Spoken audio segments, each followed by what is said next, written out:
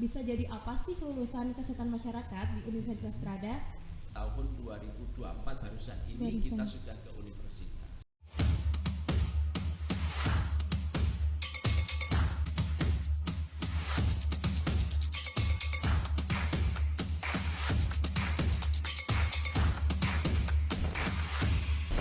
Warahmatullahi wabarakatuh. Salam, Om Swastiastu, Namo Buddhaya, salam kebajikan dan salam sejahtera untuk kita semua.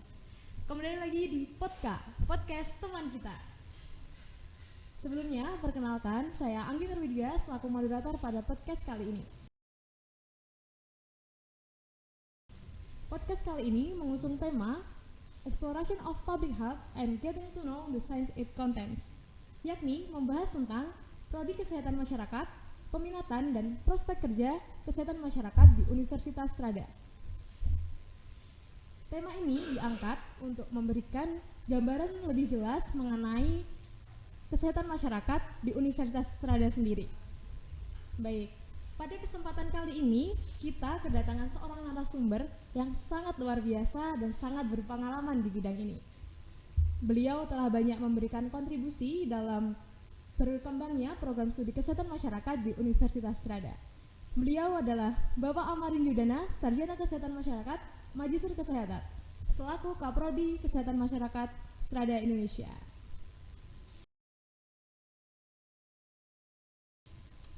Selamat datang Pak Amarin dan terima kasih atas waktunya untuk berbagi ilmu dalam podcast kali ini.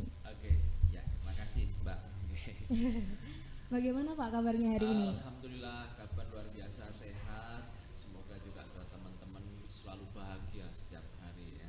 Amin, amin, amin. Langsung saja nih Pak. Seperti tema yang sudah saya sampaikan tadi, kita akan membahas tentang bisa jadi apa sih lulusan kesehatan masyarakat di Universitas Strada.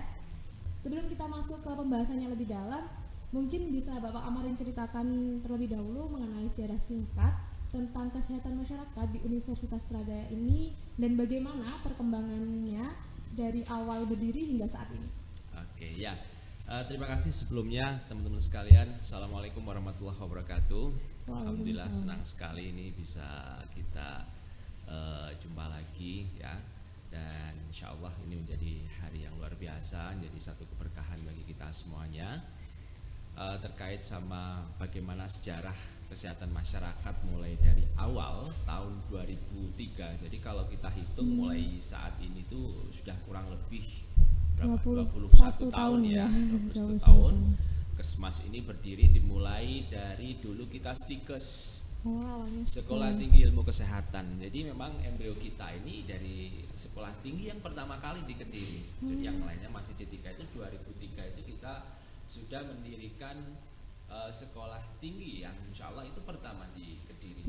Kita masih punya 2 prodi, satu keperawatan sama kesehatan masyarakat.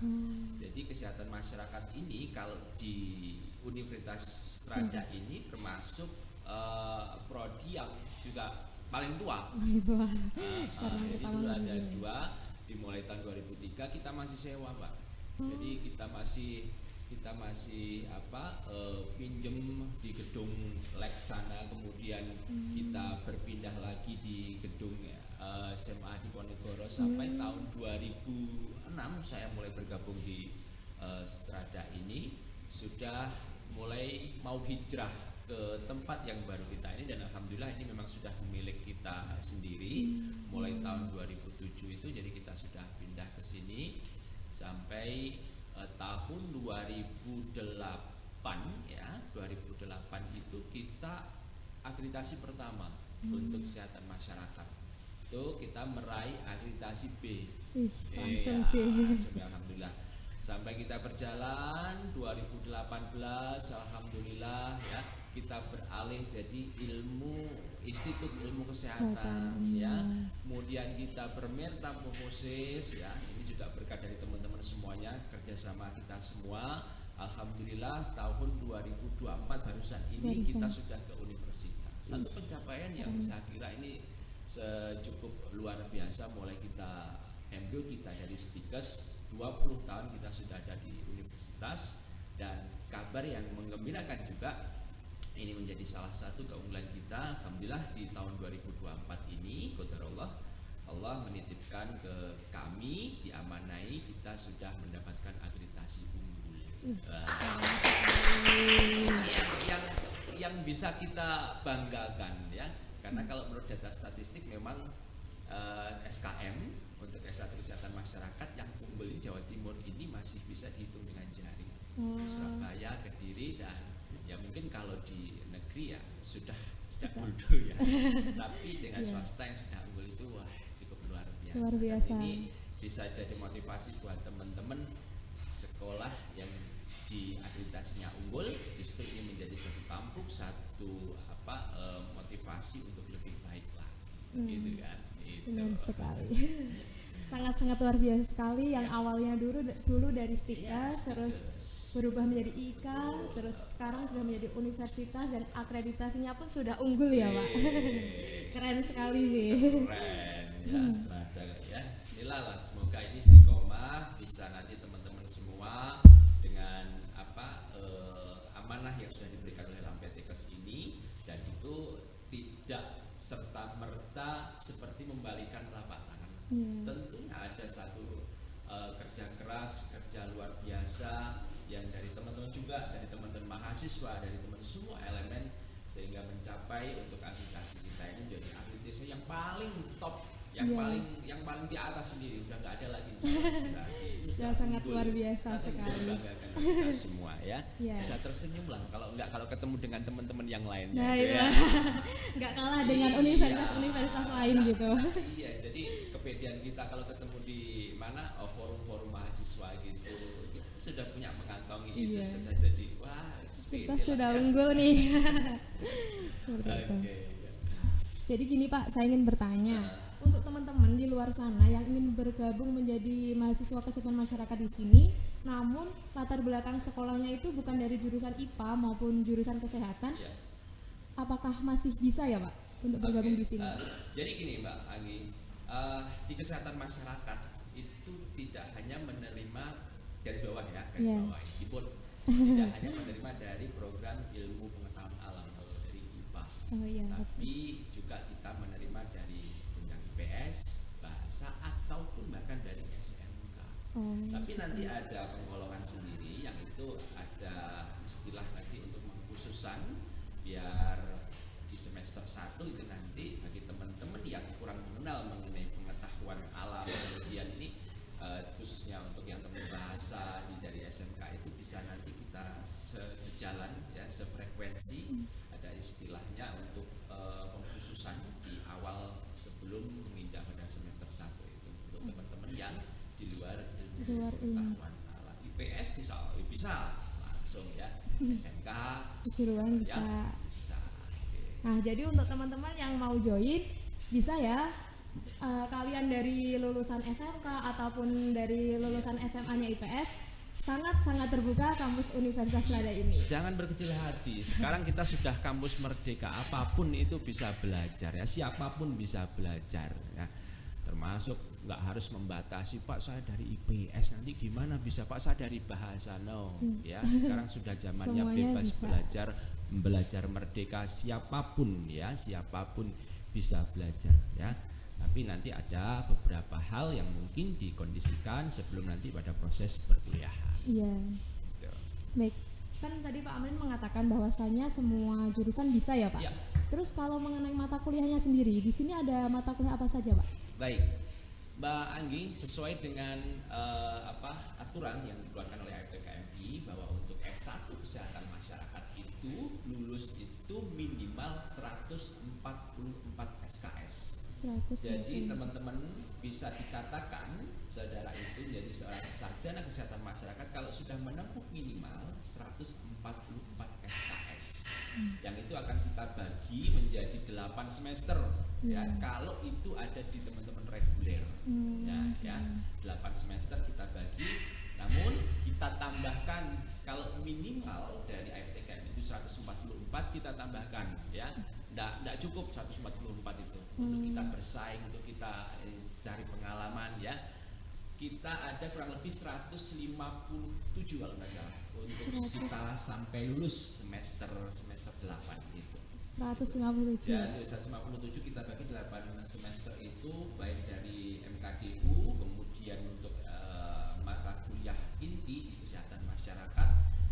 1, semester 2, semester 3 sampai nanti di semester 5 pun kita ada peminatan. Gitu. Ya. Jadi kalau di Kesmas itu teorinya memang kita ambil teori preventif ya. Jadi kita utamanya sebagai seorang Kesmas itu adalah intinya, keywordnya itu adalah orang preventif, orang promotif, orang preventif sekali ya, bukan orang kuratif. Jadi mata kuliahnya pun MK yang sifatnya memang sebagai upaya preventif, epidemiologi, ya bagaimana mencegah penyakit, kemudian K3 mencegah kecelakaan, statistik kita menghitung bagaimana mengkondisikan ketika ada penduduk yang bermasalah dan sebagainya, kemudian ada juga promosi kesehatan, ada dan sebagainya, ya mengasyikkan. Nah, sangat Kesmas itu tidak ada yang nggak mengasyikkan ya, karena kalau kita lihat kesehatan masyarakat aja, kita itu ya bukan belajar hanya pada satu individu saja, tapi masyarakat berbangga sebenarnya teman-teman SKM itu. Karena apa? Ya, yang menjadi pelajaran kita, yang menjadi tujuan kita adalah bagaimana mensehatkan, bagaimana mensejahterakan dan meningkatkan derajat kesehatan masyarakat. Kesehatan masyarakat, wah sudah. Jadi tidak melihat secara individu, tetapi melihat bagaimana masyarakat. Lebih kompleks ya Pak. Asik. Bisa bertemu dengan banyak orang gitu, interaksinya bukan hanya dengan satu atau dua orang saja. Makanya teman-teman Kesmas Strada itu kalau kita lihat visinya, bagaimana kita itu unggul dalam entrepreneur maupun kepemimpinan. Nah, entrepreneur di sini silakan teman-teman untuk berinovasi terkait sama entrepreneur, menciptakan, kalaupun nanti setelah kesehatan masyarakat itu tidak hanya kita itu ya mencari lapangan kerja, tetapi bagaimana kita menciptakan ya, yang kreatif, yang inovatif. Makanya dalam perkuliahan ini semenjak saya jadi Kaprodi itu sebenarnya lebih banyak saya arahkan teman-teman itu ke lapangan, PKL, kemudian magang, PBL. Silahkan untuk berinteraksi dan membiasakan dengan masyarakat. Ya biar lebih tahu tentang luar kalau itu kampus gimana. sebelah itu mereka spesifikasi, dia konsen pada teoritis kemudian dan sebagainya, tapi kita akan membiasakan anak didik kita, mahasiswa kita itu di masyarakat. Ini yang mungkin yang membedakan dengan kampus lain. Udah kamu ke masyarakat, udah kamu ke kasus, kamu ke tempat magang, cari di situ, karena dengan biasa itu teman-teman ketika keluar sudah nggak canggung lagi. Ya tidak merasa kaget dengan hal-hal tersebut. Sudah bisa beradaptasi. Sudah terbiasa gitu. Inovatif dan seperti itu. Nih Pak, kan tadi kan ada banyak apa itu kayak yang kegiatan di luar nih. Untuk program studi kesehatan masyarakat sendiri di Universitas Strada memiliki kerjasama dengan instansi atau lembaga mana saja ya Pak dalam mendukung proses pembelajarannya? Jadi kita dalam proses pembelajaran ya melibatkan pihak eksternal sebagai tempat lahan praktek dan magang kita, tempat teman-teman untuk berproses, karena laboratorium yang nyata itu sebenarnya ada di masyarakat. Jadi kita sudah, kalau rumah sakit kita sudah ada rumah sakit ISKA, kemudian SLG ya, kemudian untuk Gambiran swastanya pun juga kita banyak melibatkan beberapa rumah sakit di sekitar wilayah ini untuk rumah sakit ya. Di Blitar pun kita juga sudah ada kerjasama rumah sakit daerah di Blitar sana ya. Surabaya pun ya kita sudah ada kerjasama. Kemudian beberapa instansi ya seperti PDAM, kemudian perusahaan-perusahaan besar yang sudah pernah kita kunjungi ya. Kemudian yang paling kita getol untuk kita terjunkan itu ke masyarakat. Jadi kita kerjasama dengan beberapa instansi pemerintahan yang ada di lapangan seperti di desa maupun di kecamatan, untuk kita ajak untuk kita berduet ya istilahnya ya, bagaimana teman-teman ini punya lahan yang bisa untuk belajar secara real, ketemu dengan masyarakat dengan berbagai problematikanya khususnya di bidang kesehatan. Terima kasih, sangat luar biasa sekali Pak. Bukan hanya di lembaga-lembaga saja, berarti di sektor perusahaan, kesehatan, di rumah sakit itu juga tetap ada. Betul, iya. terutama masyarakat, Iya, posyandu dan masyarakat. sebagainya itu yang terbiasa kok. Iya, biar nggak merasa kaget pas waktu nanti terjun langsung ke masyarakat. Kalau untuk peminatannya sendiri, tadi kan Pak Amar sudah mengatakan bahwasanya di kesehatan masyarakat sendiri ada beberapa peminatan. Ya. Nah, kalau di Universitas Trada itu semua peminatannya itu dibuka atau hanya ada beberapa peminatan saja yang bisa dipilih? Oke, jadi gini, FTKMI sudah memberikan beberapa peminatan, ya, ada epidemiologi, kemudian AKK, Maji Kebijakan Kesehatan, kemudian ada K3, kemudian ada gizi, kemudian ada PKIP, perilaku itu, ya, apalagi keseling, ya, kemudian apalagi ya, statistik itu. Nah, tapi kita nanti kita lihat realnya ketika teman-teman kita kasih pilihan choice, ya, jadi kita nggak memaksakan harus ke peminatan apa, tapi kita buka untuk pendaftaran, kita bagikan Google Form dengan jumlah peminatan yang sudah kita tentukan oleh FTKMI, kita kasihkan semua choice-nya, silahkan nanti teman-teman itu memilih sesuai dengan passion-nya, sesuai dengan minatnya, ya. Kemudian nanti akan kita pilih lagi kira-kira mana nanti yang banyak, ya. Kalau cuma satu mohon maaf ya, karena memang kuota pembelajaran itu juga ada minimalnya. Nah, ini akan kita diskusikan dengan mahasiswa yang ngambil cuma satu itu, gimana kalau kita ikutkan untuk kelompok yang pilihannya agak banyak tadi, misalnya di EPIT atau di K3, gimana kamu lebih cenderung kemana? Kalaupun itu ada mahasiswa yang hanya pilihannya misalnya satu kelas itu wah kok cuma satu aja gitu ya. Jadi kita membuka sebenarnya semua peminatan, cuman nanti kita akan pilih lagi karena pembelajaran pun juga ada kuota, batas kuota pembelajarannya. Jadi kita akan pilih lagi, kita ikutkan untuk peminatan yang banyak pilihannya, pemilihnya seperti itu, ya. Kita buka minimal ya 3 orang, 4 orang itu insya Allah sudah bisa jalan itu mata kuliah untuk peminatan. Walaupun cuma 4 atau 5 orang. Iya, bisa minimal. Gini nih Pak, kebetulan kan saya dari semester 4 ke semester 5 itu kan juga belum peminatan. Peminatan ya semester 5 ya? Iya, mau ini tapi juga belum memilih gitu. Untuk peminatannya sendiri setiap tahun itu mayoritas kebanyakan mahasiswa di sini memilih peminatan apa Pak? Iya, jadi nggak sama ya, setiap tahun itu peminat ya, peminatan itu memang nggak tetap terus terus setiap tahun itu ya. Jadi tahun kemarin yang terbanyak epidemiologi, kemudian tahun-tahun sebelumnya itu K3. Nah, yang antara keseling sama AKK ini yang mungkin agak berimbang. Jadi kalau kita bisa arahkan, memang rata-rata pilihan dari teman-teman ke peminatan itu memang dia sudah mensurvei kira-kira masa depan atau kira-kira prospek kerja mana, peminatan apa yang mungkin ini nanti agak terbuka lebar di depan itu. Ya akhirnya teman-teman biasanya ya K3, AKK itu bagi teman-teman yang sudah kelas RPL, yang kalau kita biasanya sebutkan itu alih jenjang, ya itu kebanyakan memang AKK, karena kebanyakan mereka sudah ada di kantor yang rata-rata notabene memang kebijakan itu mereka yang setiap hari kerjakan. Yang sudah dikerjakan. Itu Promkes, ya PKIP, AKK itu lebih banyak. Tapi kalau teman-teman reguler itu lebih ke ininya, lebih ke K3. K3. Musli, seperti itu, epidemiologi, gitu, iya. Jadi nggak sama. Kalau melihat dia pinter kok mahasiswa sekarang, dia sudah bisa apa sih nanti yang kira-kira 2 tahun, 3 tahun, 4 tahun berikutnya yang mungkin ini jadi satu tren, kemudian ini membuka lapangan pekerjaan yang sangat luas itu yang apa gitu.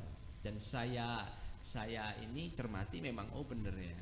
Kalau itu banyak K3, ternyata ya di luar pulau sana peluang untuk K3 luar biasa. Banyak teman-teman atau kakak kelas teman ya yang juga keterima di luar perusahaan ya, perusahaan tambang terutama. Iya, di daerah Kalimantan sana ya Pak. Iya.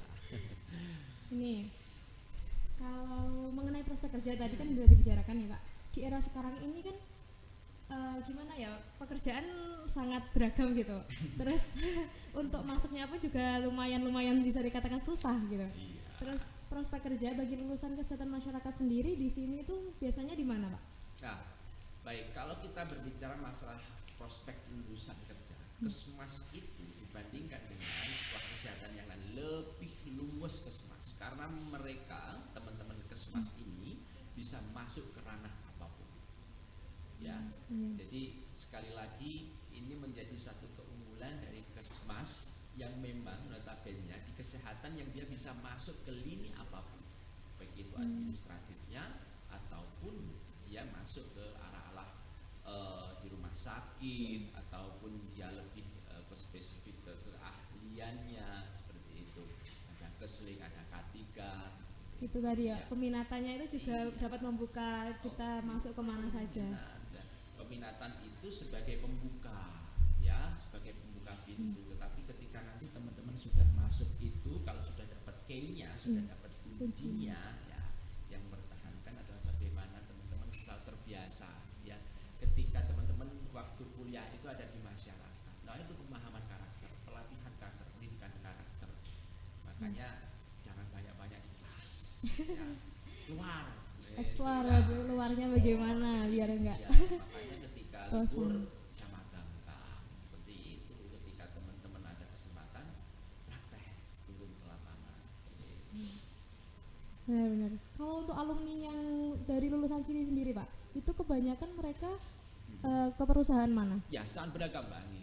Jadi hampir merata teman-teman lulusan kami yang bekerja di tempat tambang yang bahkan dulu yang kesling, yang ambil kesling, dia sekarang ada di K3 perusahaan. Ya tahu itu gimana nih jangan. Tapi ini yang memberikan pemahaman bahwa kita nggak boleh mengkotak, kita nggak boleh menyempitkan ya proses berpikir kita. Kalau kita di kesehatan harus kerja di kesehatan, oh enggak, ya kita perlu mengeksplor, kita perlu untuk mengembangkan apa nanti yang harus kita perbuat ke depan itu.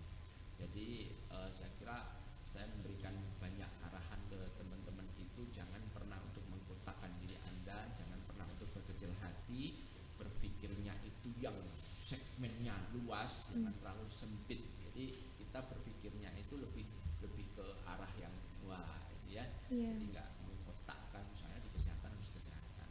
Banyak ya teman-teman. Kalau di RPL ya saya yakin semuanya sudah hampir 90% bekerja. Tapi kalau untuk teman-teman reguler ini di P3K ya ada datanya. Kemudian di perusahaan-perusahaan besar di luar pulau, di Kalimantan, di K3, di pertambangan itu juga sudah luar biasa juga untuk datanya. Ya.